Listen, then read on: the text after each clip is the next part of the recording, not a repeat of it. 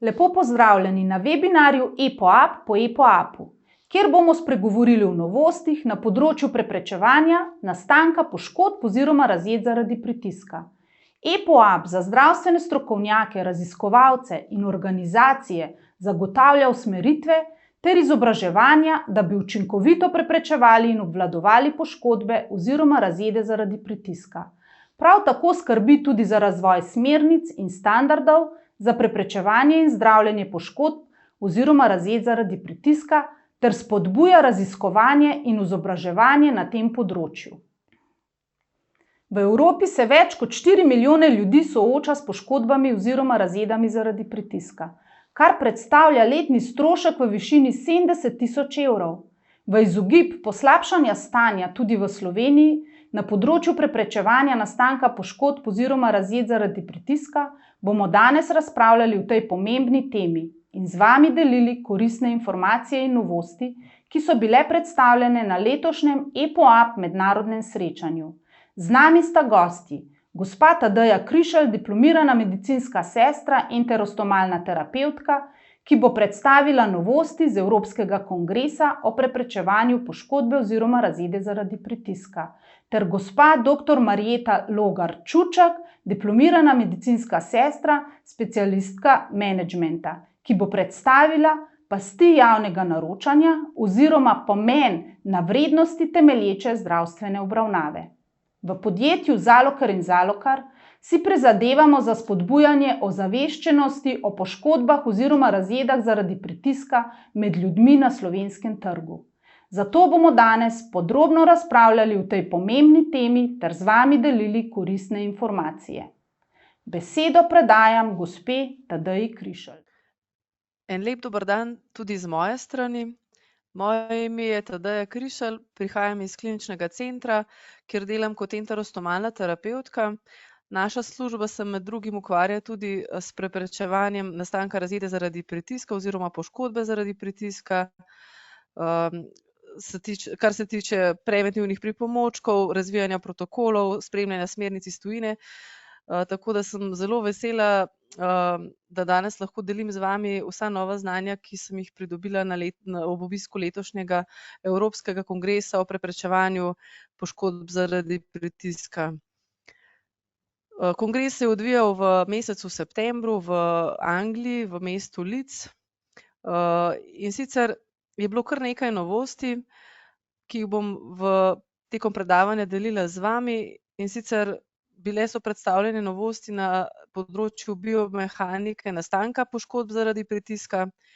Prav tako smo se pobliže spoznali s pasti lestvico za ocenjevanje ogroženosti, ki je v bistvu že kar nekaj časa v uporabi v Angliji, ampak za naš slovenski prostor in za osrednji evropski prostor pa je še kar ena novost, jo še ne poznamo. Potem smo se udeležili odlične delavnice o repozicioniranju bolnika, se pravi o pomenu podlaganja določenih predelov pri pacientu, ko pač želimo menjati lego v smislu preprečevanja poškodb zaradi pritiska. Potem smo v bistvu precej izvedeli novosti glede razbremenjevanja pet, novosti pri sistemu lateralnega obračanja pacienta. Bilo je govora tudi o oskrbi samih kroničnih ran, o debridement-u, preventivnih oblogah, preventivi pri uporabi medicinsko-tehničnih pripomočkov. Tudi nekaj predavanj je bilo na temo prepoznavanja začetnih stopenj poškodbe zaradi pritiska pri temnopoltih ljudeh, kjer pač so malo drugačni pogoji oziroma je samo poškodbo zaradi pritiska prve in druge stopnje precej težje prepoznati. In pa tudi govorili se pač v smeri napredka teh sodobnih tehnologij, o telemedicini, smart glasses, smart bandages, pač stvari malo futuristične mogoče še za ta čas, ampak zelo zanimive in verjamem, da marsikaj od tega bomo s pridom uporabljali v prihodnosti.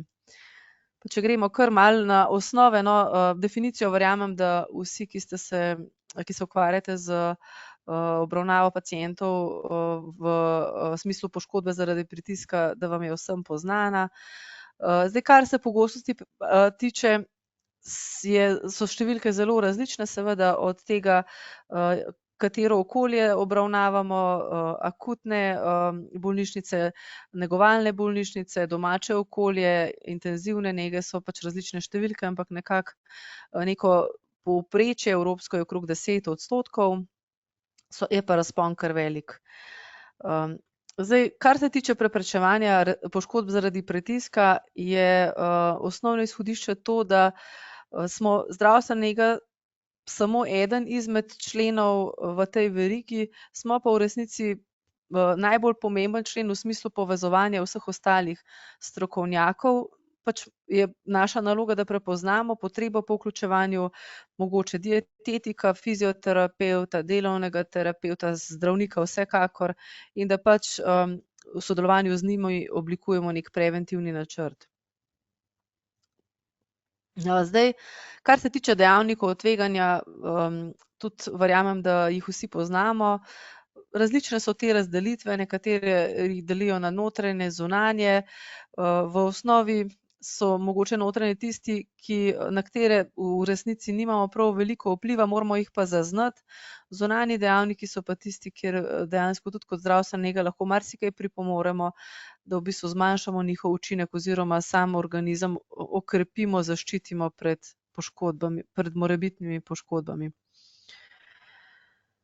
Zdaj, med zunanje dejavnike spada seveda pritisk, neposreden pritisk, potem strižne sile, ki jih v bistvu povzročamo z raznimi postopki, ki jih izvajamo s pacientom, ob pacientu, trenje prav tako. Zdaj, odpornost tkiva je pa predvsem odvisna od samega stanja posameznika. Pomembna pa tudi seveda mikroklima, o tem se v zadnjem času precej več govori in tudi različni preventivni pripomočki v smislu blazin oziroma ležišč že omogočajo tudi do neke mere uravnavanje mikroklime. Se opravičujem. Skratka, če nadaljujem. Notranji dejavniki tveganja so pa tisti, ki v bistvu so del neke medicinske zgodovine pacienta, njihove starosti, različna pridružena obolenja, stanje mobilnosti, v bistvu več dejavnikov, na katere pravzaprav mi nimamo neposrednega vpliva, je pa prav, da jih prepoznamo in pač, če ima pacient več takih dejavnikov, da v bistvu preventivno delujemo, vkolikor je to mogoče. Zdaj, kar se tiče nastanka poškodbe zaradi pritiska, do sedaj oziroma vsa leta, odkar se ukvarjamo s tem področjem, je nekako veljalo, da razjeda v bistvu nastane kot posledica nekega pritiska, ki traja več ur in pride do povratne poškodbe tkiva. Zdaj, zadnje raziskave, profesor Geffen se je zelo veliko ukvarjal iz Izraela s tem področjem. On je tudi v bistvu imel kar nekaj predavanj že na to temo in tudi zdaj v Leedsu je bil prisoten. On je pa v bistvu v svojem laboratoriju z bioinženiringom se on ukvarja, je ugotovil in dokazal, da dejansko sama poškodba zaradi pritiska lahko nastane v zelo kratkem času. Tudi 10 sekund je včasih dovolj, da pride do poškodbe celice oziroma manjše poškodbe tkiva na nivoju celice ali pa na nivoju manjšega števila celic. In ta miniaturna poškodba tkiva nekje v globini, miniaturna poškodba v globini povzroči vnetni edem, no, sicer je ta shema pravzaprav to razlaga, no. Se pravi, miniaturna poškodba tkiva povzroči tole celično smrt in tkivo v okolici odreagira z vnetnim edemom. In ta edem okoljnega tkiva potem poveča intersticijski tlak, kar pa v bistvu povzroči hujšo poškodbo celic in v bistvu irreverzibilno poškodbo tega dela tkiva, ne. In to se pa potem naven vidi kot rdečina ali pa tudi kot potem kasneje druga, tretja stopnja. In za ta cel proces pač je potreben nek čas, ampak ta celična smrt se pa v resnici lahko zgodi zelo, zelo hitro. In v bistvu največjo škodo temu tkivu okoljnemu naredi ta vnetni edem. Tako da v bistvu zdaj novejše raziskave v smislu preventive gredo v smer zmanjševanja tega vnetnega edema, da v bistvu mi prestrežemo na tej točki ta nastanek razjede oziroma poškodbe zaradi pritiska in da sploh se ne odvije krog v to smer, ampak enostavno, da se ustavi tukaj.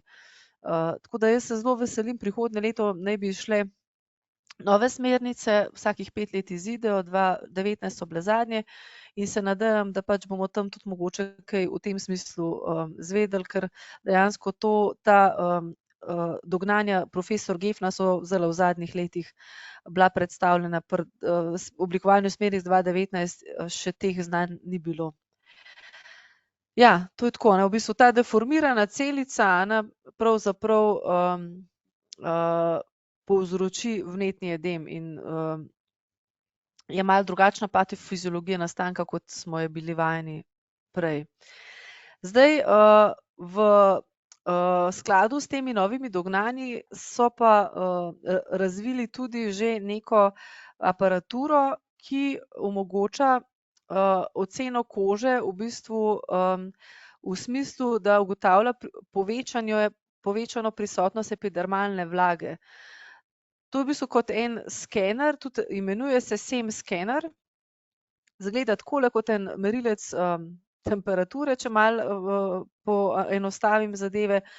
Tudi ima en tak nastavek, ki v bistvu je za enkratno uporabo za enega pacienta. In v bistvu navodila so taka, da se na 2 tipičnih mestih, se pravi na področju sakruma in pa na področju pet, na določenih mestih s tem skenerjem izmeri to vlažnost, stopnjo vlažnosti. Ta aparat na podlagi teh meritev neko povprečje izračuna in potem so pač navodila taka, da če je vrednost nad 0,6, da pomeni, da je povečana vlažnost na tem, ta povečana vlažnost znotraj oziroma v globini kože in da je to področje bolj rizično oziroma da obstaja možnost, da je znotraj tega območja prišlo do te mikropoškodbe na nivoju celic in da je treba to področje potem razbremeniti.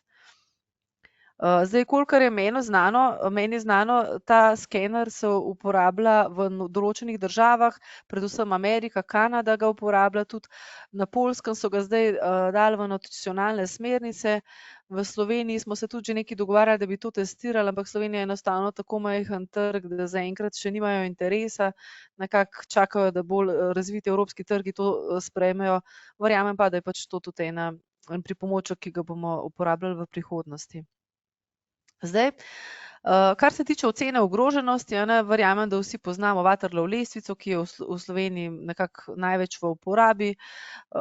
Tudi vemo, da se ocenjuje čim prej po sprejemu in da je zelo pomembno, da pač glede na to stanje točk, ki ga doseže pacient, naredimo preventivni načrt, individualni preventivni načrt do vsakega pacienta, predvsem, da pač poskrbimo za preventivno dejavnost. Takole izgleda. Zdaj tole vam ne mislim razlagati, bi vam pa rada povedala o neki za moje pojme zelo dobri alternativi, če tako rečem, oziroma razvoj gre naprej. Zdaj, Waterloo lestvica je v bistvu zelo fajn kot neko, bom rekla, objektivno orodje, ki v bistvu nam pomaga, da ocenimo ogroženost pacienta glede nastanka poškodbe zaradi pritiska. Je pa za moj oseben okus kar zelo zakomplicirana, bom rekla, no. In večkrat se mi je zdelo tako, no, da bi bilo fajn mogoče malo poenostaviti stvari, pa ne mislim v smislu banaliziranja, ker se mi zdi, da je zelo pomembno, da se oceno izvede, ampak včasih že res pri vratih lahko rečemo, vidimo, da je pacient ogrožen, ali pa da ni, recimo. In se mi zdi, da potem včasih neko dolgotrajno izpolnjevanje nekih lestvic koga odvrne od te ocene, kar pa ni v redu. Tako da mi je bila tale prpasti lestvica zelo všeč. Moram priznati, da podrobno jo še nisem naštudirala, imam pa namen to narediti. Zdaj, če kdo ima kakšne izkušnje s to lestvico ali pa kakršne koli dileme, pomisleke, bom zelo vesela, če me kontaktira tudi na preko elektronske pošte, ki je navedena na predavanju. Zato, ker se mi zdi, da pač je fajn, da čim več ljudi nas tole malo pogleda in mogoče, če bi bila če bi bila sprejemljiva oziroma primerna, da se potem tudi skupaj lotimo prevajanja in vseh formalnosti s tem povezanih. Recimo Anglija celotna je šla na to prpasti lestvico, ob tem, da vemo, da je bila Judith Waterloo Angležinja, in je bila do mislim, da leto do 2 nazaj Waterloo edina lestvica, ki so sploh jo uporabljali. Ampak res je tale prpasti precej bolj enostavna. Zdaj, kaj ta purpose pomeni? Pressure, ulcer, risk, primary or secondary evaluation tool. V bistvu z njo v bistvu v Angliji, pa smo se pogovarjali s kolegicami, jo uporabljajo tako v bolnišnicah kot v primarnem sektorju, se pravi tudi patronažne medicinske sestre uporabljajo. Je pa v bistvu enostavna. Zakaj? Zato, ker prve v bistvu 3 koraki so. In sicer koraki vas pač vodijo do ene od teh barv. Seveda zelena je tista, kjer pacient ni ogrožen, rumena, oranžna je tista, kjer je ogrožen in je pač treba zagotoviti preventivo v neki srednji obliki. Rdeča je pa tista, kjer pač je pacient najbolj ogrožen. To so predvsem tudi pacienti, v to grupo pašejo pacienti, ki imajo že obstoječo razjedo, ali pa tisti, ki so imeli že v preteklosti razjedo. Tako da recimo, če imate pacienta sprejetega z razjedo, sploh ne ocenjujete po teh točkah, ampak avtomatsko pade v rdečo kategorijo. Ni vam treba iti čez prvi, drugi korak, avtomatsko v 3. koraku ocenite oziroma ga uvrstite v rdečo kategorijo. Tudi te barve se mi zdijo včasih so zelo posrečene, no, se mi zdi, da nam mogoče malo pomagajo pri teh raznih razvrščenih, rangiranjih, tako čisto psihološko nam je ljubše, kot pa z nekimi številkami in algoritmi operirati. Barve so zelo take, hitro se primejo te stvari, no, saj jaz imam tako izkušnjo. Skratka, 3 koraki so pri tej prpasti lestvici, in sicer najprej preverimo. To je ta prva, če si predstavljate, če gre malo nazaj, to je ta prva linija. To je prvi del, potem je to drugi del, je malo poglobljen screening in potem, če v bistvu tukaj na vsa ta vprašanja, tukaj izgleda veliko nekih vprašanj, no, ampak v resnici se samo pokljuka, in če se vam zgodi, da pač najprej ocenjujete status mobilnosti, potem je status kože in pa vaša klinična presoja. In če vse to vodi do tega, da pacient ni ogrožen, ste zaključili. Je to zelena barva in je to. Če ste pa od kjerekoli od teh postavk v dvomu, nadaljujete pa ta poglobljen screening, ki vas pa spet vodi do oranžne ali do zelene ali do rdeče kategorije. In potem v bistvu pacienta uvrstite v eno izmed teh kategorij.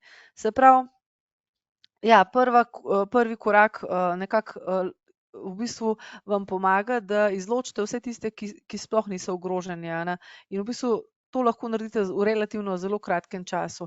Potem, če ste v dvomih, greste, nadaljujete oceno in potem ocenjujete vse te parametre. Nekaj je zelo podobnih, ki so bili že tudi pri Waterloo lestvici, je pa mogoče tukaj dodana perfuzija, ker glede perfuzije pač te starejše lestvice niso toliko imele vključeno, enostavno zaradi tega, ker pač so bila znanja na področju patofiziologije še malo drugačna. Zdaj, perfuzija tudi z vidika, prej sem omenila te študije profesor Gefna, pa te poškodbe v mikrocirkulaciji, tukaj v bistvu je povezava tudi s perfuzijo, tako da so pač te postavke dodali. Je pa tako, to so v bistvu strokovnjaki, ki so delali to lestvico, to so bila leta dela, leta nekih raziskav in testiranj in niso naključno izbrani te parametri. In tudi recimo sladkorna bolezen je tudi zelo pomembna za samo oceno ogroženosti. Ostale bolezni niso več tako naštete eksplicitno kot pri Waterloo, ampak so pa upoštevani neki njihovi stranski učinki, stranski učinki, se narobe izrazila, so upoštevane pač posledice teh bolezni, če tako pogledamo, recimo od gibanja do čutnega zaznavanja vlage, vse to so lahko v bistvu določene bolezni nevrološke in tukaj je bilo prej upoštevano, vpliva tudi na te postavke. Ja, in potem tretji korak odločitev. Glede na to, kaj je v bistvu bilo ugotovljeno tekom tega screeninga, pacienta uvrstimo v eno izmed kategorij. Tako da, se pravim, treba bo stvari majčkeno bolj podrobno pregledati, no, ampak meni se zdi v primerjavi z Waterloo lestvico ta precej bolj enostavna, predvsem pa vidim tudi prednost, da je v bistvu v uporabi lahko v bolnišničnem okolju in v primarnem okolju. Seveda za intenzivne terapije pa mislim, da je kar pametno, da se pač uporablja svojo lestvico. Pri nas v kliničnem centru imamo eno drugo lestvico za intenzivne terapije, no, ampak mogoče kaj več o tem, kdaj drugič. Zdaj, vse te smernice, ki so bile predstavljene in tudi, ki jih mi recimo v kliničnem centru upoštevamo, so bile v tem guidelineu, se pravi v tem priročniku iz 2019, so zapisane, podrobno razložene in tudi utemeljene z znanstvenimi dokazi. Eni so bolj močni, drugi malo manj, ampak vsekakor temeljijo na nekih raziskavah in na nekih izkušnjah strokovnjakov, ki se s tem področjem bolj intenzivno ukvarjajo.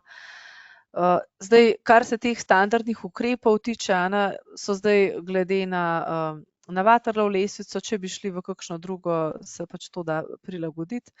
Je predvsem pomembno, da pač res izvedemo te ukrepe v smislu preventive. In en izmed ukrepov je tudi, oziroma en izmed zelo rizičnih mest nastanka poškodb zaradi pritiska so ravno pete. No, in kar se pet tiče, moram reči, da je bilo pač mi v kliničnem centru na različne načine razbremenjujemo pete. Mogoče do zdaj nismo toliko veliko uporabljali raznih škornjev, tudi malo z vidika nadzora te kože in tudi v kliničnem centru včasih imajo kakšni pacienti zelo kratko ležalno dobo, in potem enostavno smo se posluževali mogoče bolj enostavnih načinov razbremenjevanja. Seveda pri petah je zelo pomembno, mogoče vseeno, da poudarim, to je sicer stara stvar, ampak včasih se vseeno pozabi. Zelo pomembno je, da ko podlagamo pete, da zagotovimo, pač so dvignjene in moramo pa zagotoviti rahlo fleksijo v kolenu, da ne zapremo poplitealne vene. In tudi pomembno je, da pač podlagamo na način, da te pete ostanejo v zraku in pa tudi, da ne povzročamo kakšnih kontraktur oziroma nepravilnih položajev v smislu kineziologije oziroma da pač pacient zaradi teh naših načinov podlaganja nima potem kasneje kakšnih posledic. No, in zdajle na tem zadnjem kongresu je bilo pa zelo veliko govora, da dejansko za pete, sploh pri pacientih, ki so nemirni. Zdaj, če nekdo res obdrži ta položaj, v katerega ga namestimo, tam ni tak problem. Se lahko tudi bolj klasičnih načinov podlaganja poslužujemo.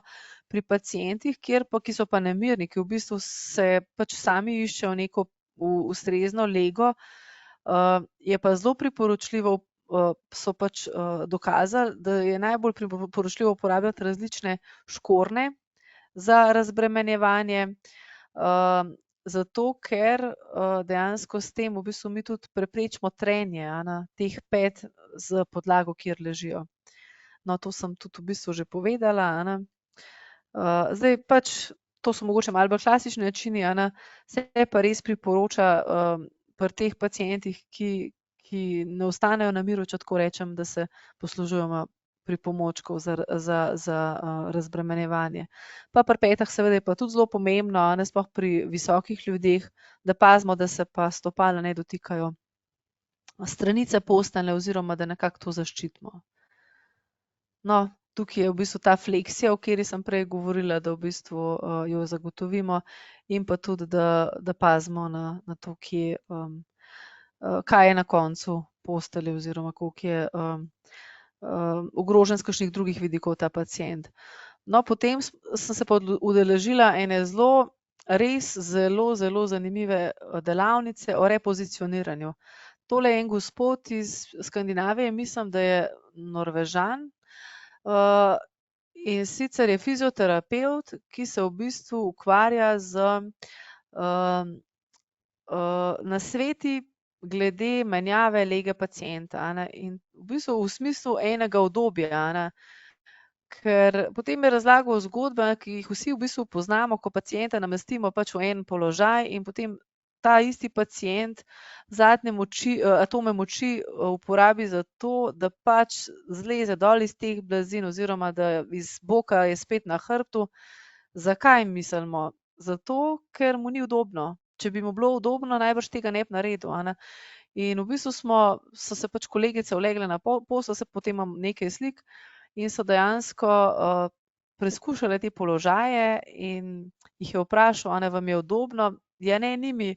Pa kje pa vam ni udobno? Aha, in je bil en trik, v resnici en tak manjši trik, ki je v bistvu to udobje zelo povečal, a ne. In v bistvu jaz bi si želela, no, da bi v Sloveniji kakšen fizioterapevt se toliko navdušil nad tem in da bi nas naučil, ker to je pač ena delavnica, ja, se zaveš, koliko smo v bistvu še šibki na tem področju, no, ampak dejansko so pa to taki minimalne spremembe v načinu dela, ki pa v resnici pomenijo zelo veliko, no. Par slajdov vam bom pokazala, no. Si pa želim, da bi mogoče tega gospoda enkrat nam uspeli povabiti v Slovenijo, ker se mi je zdelo njegovo predavanje res revolucionarno, če tako rečem. Evo, takole je bila ena kolegica na postelji, a ne, in dal nam je na voljo vse možne blazine, a ne, in predvsem je poudarjal pomen teh praznih prostorov. Ko mi pacienta podložimo, čim je nek prazen prostor, mislim, da pol na enem slajdu se lepo vidi, ja, če mi prazen prostor pustimo, recimo tlele, to je slika človeka, ki ga niso nič podložili, in dejansko potem padejo končine tako, kot so zdaj tukaj narisane, ker iščejo stika, ne, ker v zraku nič ne pride nam, da je karkoli, da nimamo stika s površino, a ne, in dejansko je na ta način telo išče udobje, a ne. On pravi pač unstable, unsecure, uncomfortable. A ne, to je njegova filozofija, a ne. In tudi pomembnost teh ravnih linij, a ne, da v bistvu imamo en križ, če takole pogledamo, a ne, da ni teh zamikov v medenici, v ramenih, da pač je ena linija. Zdaj, bodisi če leži na hrbtu ali pa tudi na boku, a ne. Evo, to so ti prazni prostori, o katerih je govoril. Recimo konkretno tole, ta prazen prostor, jaz upam, da pointer, da se vidi, ta prazen prostor tukaj na zgornji sliki in tukaj. In kaj je potrebno, in pač, ja, potem z roko greš ob telesu in vidiš, kje je ta prazen prostor, in se to zelo elegantno reši, da se to blazino malo raztegne. Sploh noben problem ni, samo treba je to predvideti, ne. In tudi podlaganje pet, če tukaj vidite, a ne, dejansko se ne podlaga pod ahilovo tetivo, ker to fizioterapevti bi znali to zelo dobro razložiti, zakaj to ni dobro, ampak jo v bistvu samo malo gleženj zamaknemo na stran in z eno tako mičkeno blazinico v bistvu naredimo to potrebno razbremenitev, a ne. Ja, prav gospod Van Etten pravi, da je hudič v detajlih, a ne. In dejansko so to res taki zelo majhni detajli, ki pa marsikaj pomenijo, a ne. Tudi tukaj pete, no, sem že prej rekla, da jih ne podlagamo tukaj pod tetivo, ampak takole od strani, a vidite, in pa tukaj, če vidite iz druge strani, je do ene mere razbremenjeno, ne delamo pa škode, a ne. In potem tako, pač na boku, tukaj je spet en prazen prostor, a ne, ki povzroča neudobje. In on priporoča, da se gre pač, ko damo pacienta na bok, ob telesu, ob celotni liniji telesa z roko, in tam, kjer mi začutimo ta prazen prostor, je treba enostavno podložiti, a ne. Tako da ja, no, potem še ena novost, zdaj v Sloveniji, kolikor je meni znano, že imamo tudi prisotne te razne sisteme lateralnega obračanja pacienta. Novost zdajle na tem kongresu so pa predstavili cradle model, v bistvu kot ena zibka, ne, ker prejšnji modeli so bili v bistvu v smislu lateralnega obračanja. Ta cradle sistem pa v bistvu zagotavlja tudi na tej strani mogoče majčkeno enega dviga v luči preprečevanja, da bi pacient zdrsel dol po tej strani, ne, tako da v bistvu naredi eno tako zibko. Sicer pa zelo podoben sistem, kot se ga že uporablja tudi v slovenskem prostoru. Zdaj, kar se tiče preprečevanja poškodb zaradi pritiska v luči različnih sodobnih oblog, je v bistvu tudi tuje države to nekateri uporabljajo, čeprav moram reči, da smo imeli eno delavnico ko je imela ena gospa, je Švicarka, predstavljala, ne, in so rekli, da pač to imajo zelo jasna merila, no, kje se to uporablja oziroma v kakšne namene. Zdaj, različne študije so tudi bile že delane, in sicer te večslojne poliuretanske pene s silikonom so večkratno že dokazali, da pač učinkovito preprečujejo trenje in s tem zmanjšujejo nastanek poškodb zaradi pritiska. Po drugi strani so pa tudi določene študije pa ugotovile, da se na koži pod temi podlogami včasih, mislim, da se pogosto poveča temperatura. In z vidika zaščite kože oziroma občutljivosti kože na dovzetnosti kože za poškodbe je pa to včasih lahko malo vprašljivo, oziroma samo povečanje temperature in tudi povečanje vlage na tem mestu naredi kožo bolj dovzetno za trenje, tako da je v bistvu to pa druga plat medalje, tako da pač je treba zelo individualno pristopati k pacientom. Tako kot vse ostale pripomočke izbiramo individualno, glede na pacienta, glede na njegovo stanje, splošno stanje, in tako je tudi pri teh oblogah se svetuje uporaba, ampak treba je pa individualno pristopati, ne. Ker točno to povišanje temperature, ne, za 1 stopinjo v bistvu pomeni, da je ta koža do 14-krat bolj dovzetna za nastanek poškodbe zaradi pritiska.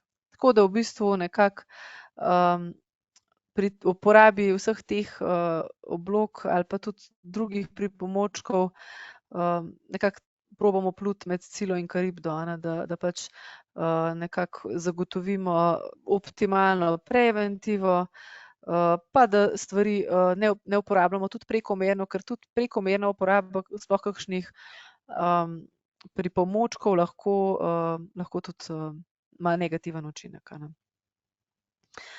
Pač moramo vedeti, zakaj smo tudi namenili te razne pripomočke oziroma da so uporabljani smiselno. Zdaj, kar se tiče teh poškodb, smo prej omenili ta vnetni odziv, ki je v bistvu zelo pomemben oziroma o katerem se zdaj v zadnjem času veliko govori, a ne, in nekako raziskave trenutno gredo v to smer, da bi v bistvu kot preventivo oziroma ko zaznamo povečano vlažnost na tem predelu kože, če se prej spomnite, ko sem govorila o tem SEM skenerju, da v bistvu si želimo nekega protivnetnega delovanja, a ne, in profesor Geffen v Izraelu je delal študije, kjer je v bistvu uporabil polimerne membrane v ta namen in tudi dokazal, da dejansko imajo polimerne membrane ta protivnetni učinek toliko močan oziroma toliko intenziven, da v veliki meri vsaj zmanjšajo oziroma preprečijo napredovanje teh edemov, ki nastanejo ob teh mikropoškodbah. Tako da verjamem, da pač študije v to smer bodo še delane in da v naslednjih smernicah mogoče bomo dobili že kakšne bolj konkretna navodila. Zaenkrat je to še vse v fazi raziskav, no, smernice bodo pa drugo leto povedale, kako tudi strokovna javnost gleda na to, na te študije in na vsa ta nova dognanja. Tako da to, ja, je pa res, ta vnetni odziv je sigurno drugačen pri mladih zdravi koži, kot pa pri koži pacientov, ki so že odprej v nekih procesih kroničnih bolezni in tako, ker tam je pa pol tudi sam kronični sistemski odziv sigurno še slabši, še večji, tako da tudi z tega vidika je treba upoštevati ogroženost samo. Zdaj, kar veliko je bilo govora tudi v prepoznavanju PZP, se pravi poškodbe zaradi pritiska pri temnopoltih pacientih. Zdaj, zame je bila, lahko rečem tudi novost, ampak ali pa bom rekla, drug način razmišljanja predvsem v tem, da dejansko mi pri koži temnopoltih ne iščemo rdečine, ker jo najbrž nikoli ne bomo videli, ne? Ampak kaj iščemo? Iščemo spremembo v tonu barve kože.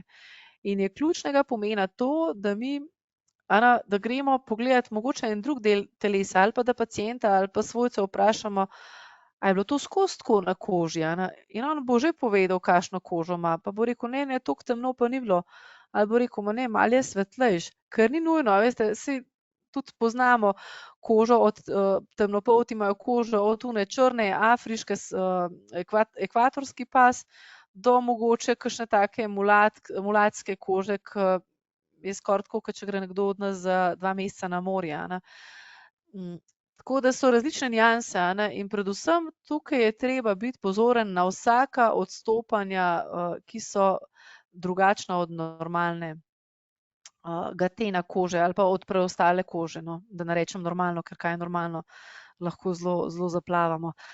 Skratka, ali je to razbarvanje kože ali je pa bolj intenzivna koža na določenih delih. In enostavno zelo podobne težave imamo tudi pri prepoznavanju inkontinenčnega dermatitisa, ker ni te tipične rdečine, ki jo iščemo, in je pol treba pač malo širše pogledati zadevo, no, tako da v tem smislu. Zdaj, bilo je pa tudi kar nekaj govora o preprečevanju poškodb zaradi pritiska pri različnih medicinsko-tehničnih pripomočkih.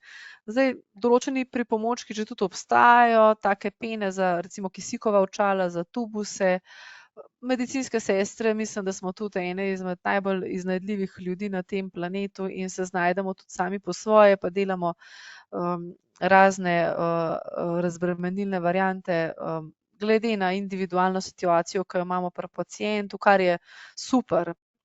Je pa edino treba paziti, da te razne inovacije, ki se gremo, da uporabljamo neke kakovostne materiale, da ne bi slučajno s temi materiali še dodatne poškodbe povzročali.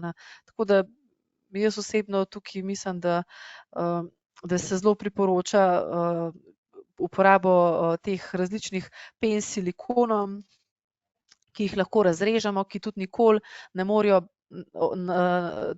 take trdote doseči, da bi kakršnokoli poškodbo povzročale.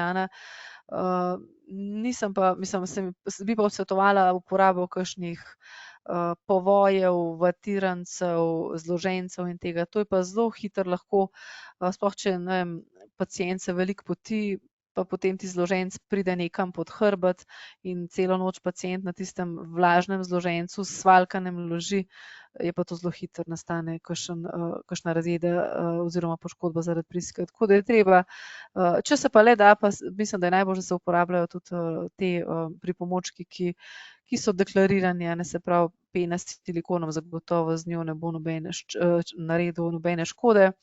Je pa res, da številni pripomočki so, kjer lahko pride do nastanka poškodb zaradi pritiska.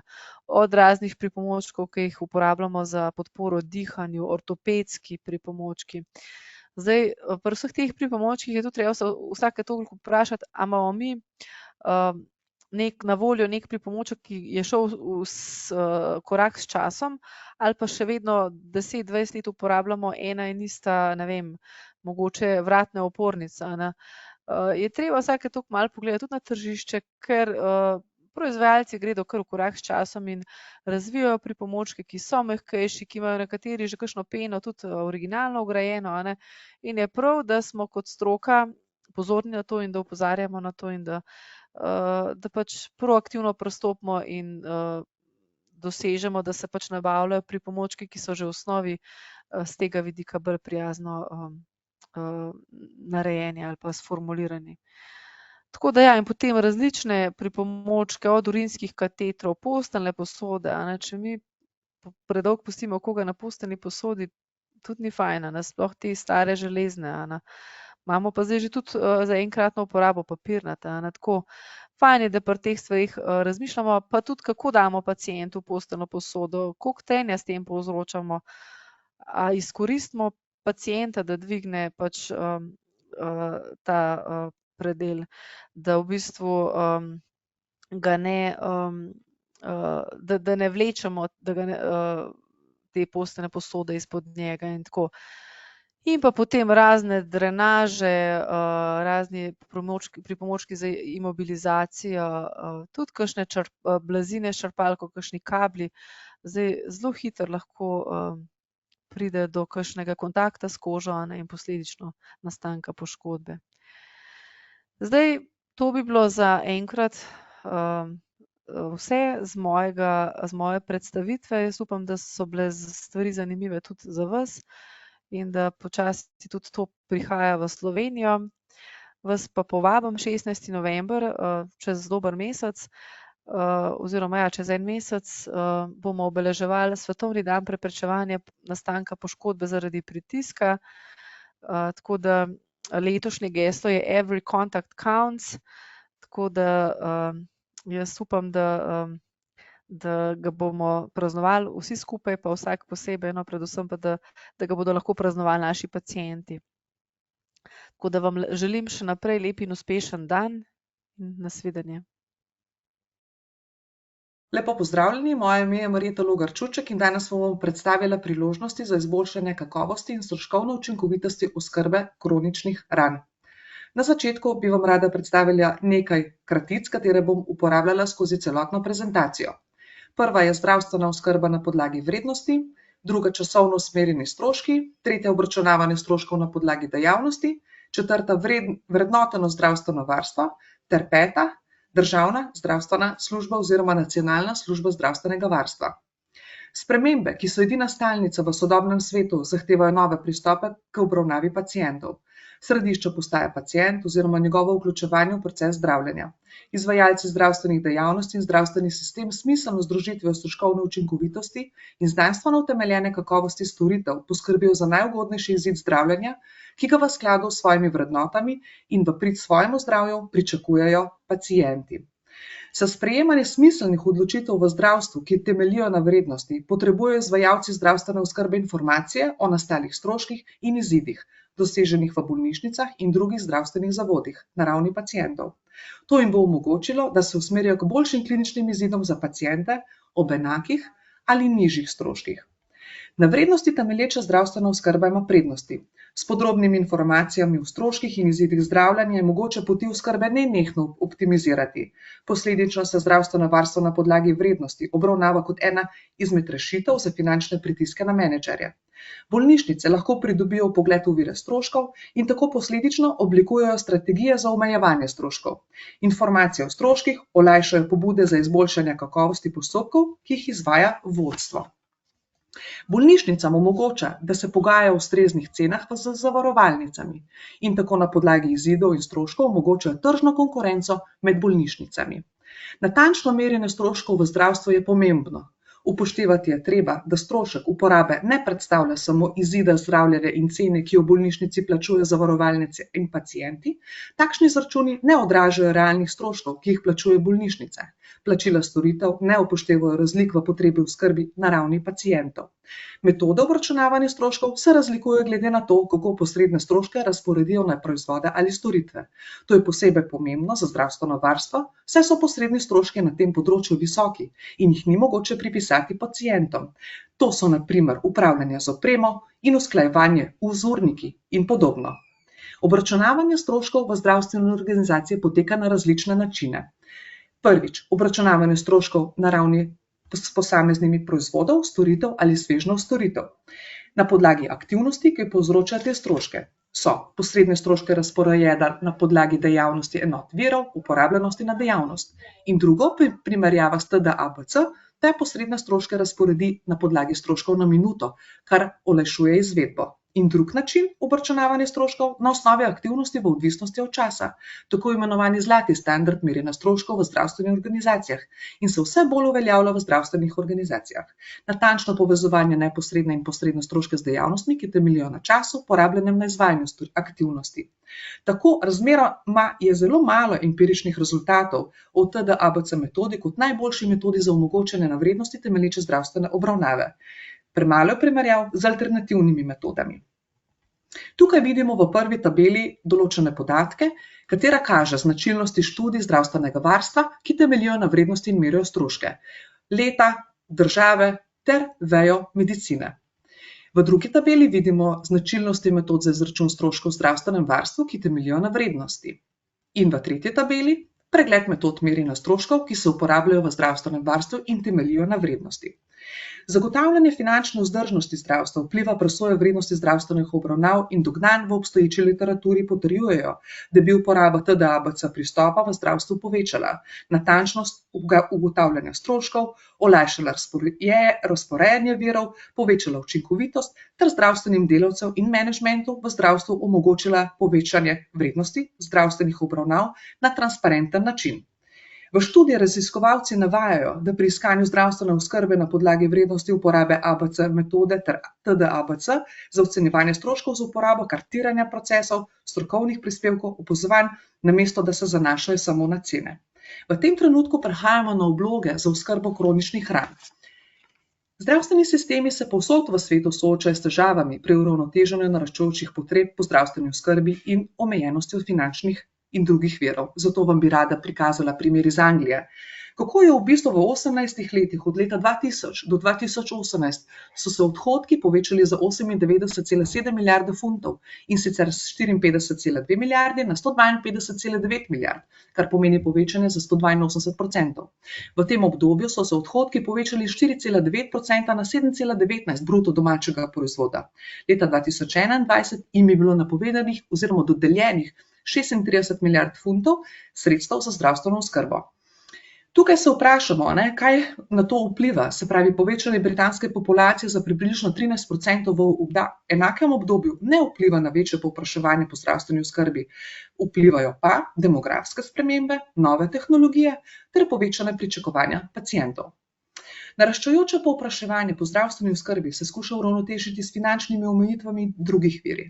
To je privedlo do pritiskov za omejevanje rasti stroškov, s tem se osredotoča predvsem na omejevanje stroškov, vendar to samo po sebi ne more biti trajnostna rešitev. Za zdravstveni sistem kot celoto, če osredotočenost na kratkoročne stroške ne vpliva na dolgoročne rezultate. Tako uvedba vrednosti temelječe zdravstvene oskrbe obravnave je priložnost za izboljšanje kakovosti in stroškovne učinkovitosti oskrbe. V zadnjem času se zanimanje preusmerilo na koncept zdravstvenega varstva, temelječega na vrednosti. Cilji vrednostne zdravstvene oskrbe je doseganje najboljših zdravstvenih izidov pri pacientu z razpoložljivimi sredstvi, in sicer z doseganjem boljših izidov za pacienta z enakimi viri ali z doseganjem enakih izidov z nižjimi stroški. S principi VBHC ni skladno minimalno zmanjševanje kratkoročnih stroškov, če vodi v višje stroške v dolgoročnem obdobju in če se izgubi potencial za izboljšanje izidov za pacientov. Tudi pri oskrbi kroničnih ran se srečujemo z reševanjem Porterjeve enačbe vrednosti, kako doseči želen in ustrezen rezultat na ravni pacienta deljen stroški zagotavljanja oskrbe.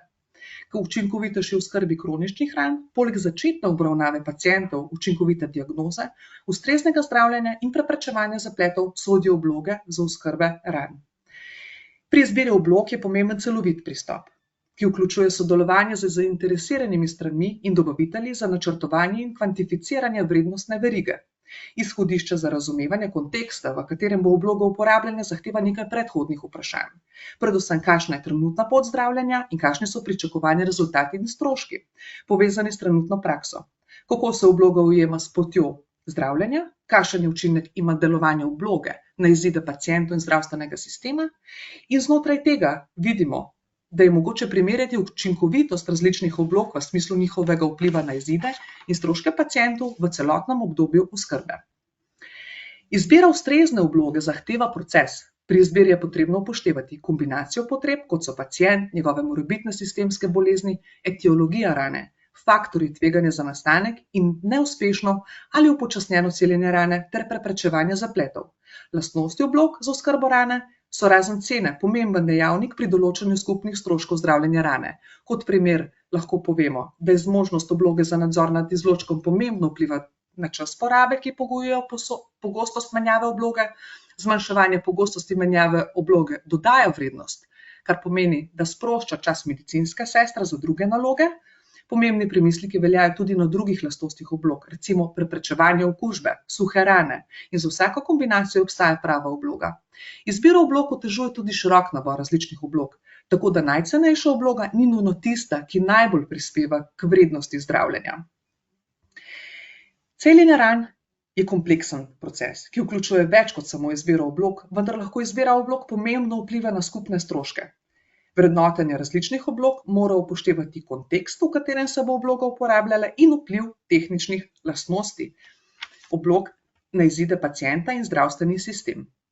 V tej tabeli prikazujem stroške oskrbe v skupnosti na 100 obravnavanih pacientov in v drugi predvsem časovni strošek medicinske sestre za oskrbo opeklin, naprimer s srebrovim sulfadiazinom in srebrno oblogo na 100 bolnikov. Tukaj vidimo, kako v bistvu izbor obloge vpliva na čas medicinske sestre. Pojavijo se dodatna vprašanja pri izbiri oblog. V postopek razpisa in nabave oblog za rane vključujemo nekaj dodatnih premislekov, kateri so razdeljeni v 4 sklope. Prvi, neposredni stroški. Ali obstaja dokaz, da ima izdelek bistveno drugačno učinkovitost v primerjavi s primerjalnim izdelkom? Kakšna je razlika v nabavni ceni izdelka na enoto? Ali so povezane posebne zahteve glede shranjevanja in odstranjevanja izdelka? Ali je potrebno posebno usposabljanje zaposlene, da izdelek uporabljajo učinkovito, ter ali obstaja pomemben korist za osebje, ki uporablja izdelek? Druga je izid za paciente. Ali izdelek pomaga zmanjšati bolečino pri rani ali bolečini med menjavo prevez, ali izdelek pomaga pri podpori samozdravljenja oziroma spodbuja aktivnosti v vsakodnevnem življenju, ter ali obstaja druga pomembna korist tega izdelka za paciente ali njegove skrbnike. Tretja, ali lastnosti izdelka vplivajo na čas menjave prevez ali število medicinskih sester, ali izdelek ponuja podaljšanje časovne uporabne, ali bi lahko obloga nadomestila drug izdelek, da bi zmanjšala število ločenih oblog potrebnih pri vsaki menjavi, ter ali obstaja dokaz, da obloga zmanjšuje tveganje za zaplete povezane z rano, kot je okužba. Četrta, zadnja, organizacijske koristi. Kako izdelek prispeva k trajnosti, naprimer skozi procese proizvodnje, distribucije in odstranjevanja? Ali uporaba izdelka zmanjšuje količino odpadnih izdelkov, ki jih je treba upravljati? Ali podjetje ponuja sporazum o delitvi tveganja ali drugo podporo organizaciji, namenjeni spremljanju in merjenju izidov, ter ali izdelek prispeva k doseganju drugih organizacijskih ciljev? Koristnost vseh teh informacij omogočajo izbiro oblog na podlagi vrednosti, ki jih proizvajalci lahko kupcem predstavijo v sistematični in razumljivi obliki. In tukaj so te pasti javnega naročanja. Današnji prihranek lahko že jutri postane dodatno finančno breme za zdravstveno blagajno. Zato nakup po najnižji možni ceni je možno prikazati kot prihranek v proračunu. Osredotočene na zniževanje cen zdravil in drugih pripomočkov z namenom prihrankov. Javno naročanje kot vsakoletno in izolirano dejanje, nakup, ki temelji le na najnižji ceni. Nizka nabavna cena povzroča kratkotrajen prihranek, lahko pa v bistvu povzroči dodatne stroške pri oskrbi ran, podaljšanju zdravljenja in seveda dodatne stroške za pacienta ter zdravstveni sistem. Pomanjkanje profesionalizacije in specializacije pri osebah, ki jim je zaupano izvajanje javnih naročil. Preprečevanje stikov s potencialnimi ponudniki in premalo predhodnih tržnih posvetovanj s ponudniki. In dobro bi bilo, da bi se razširili na celoten trg, se pravi premajhna seznanjenost z novostmi na trgu. Dam več, dobim več. Javnonaročniške direktive so uvedle novost. Pri izbiri najugodnejše ponudbe postavljajo v ospredje ekonomsko učinkovitost predmeta nabave. Najnižjo ceno izpodriva kakovost, stroškovna učinkovitost in vključuje socialnih in okoljevarstvenih vidikov ter možnost uvajanja inovativnih proizvodov oziroma storitev. Tako da je zavedanje vrednostno naravnane javnega naročila v zdravstvenem sektorju. Pobude za celovitejši pristop k javnemu naročanju v zdravstvu, tukaj zopet uporabimo Porterjevo enačbo vrednosti, ter vrednostna zdravstvena oskrba. kakovosten izbor izdelka ali storitve omogoča prihranek v daljšem časovnem obdobju, organiziranje predhodnih tržnih posvetovanj in seveda čezmejno javno naročanje, da se ne omejujemo samo na območje Evrope. Za zaključek oziroma namesto zaključka pa bi rada še povedala to, da izbira cenejših izdelkov z namenom varčevanja deluje diametralno nasprotno, z njihovo slabšo učinkovitostjo ali celo neustreznostjo za doseganje ciljev pri oskrbi rane se podaljša zdravljenje, zmanjša kakovost življenja pacientov ter poveča skupen strošek zdravljenja ran. Varčevanje pa je na mestu pri organizaciji oskrbe, ki upošteva zgodnjo prepoznavanje rane na njeno občutljivost za razvoj kroničnosti, zgodnjo diagnozo in pravočasnost oskrbe z multidisciplinarnim pristopom. To vključuje pravo izbiro obloge, ki ne bodo izbrane na podlagi najnižje cene, ampak na vrednosti temelječe zdravstvene oskrbe pri kroničnih ranah. Hvala lepa za vašo pozornost.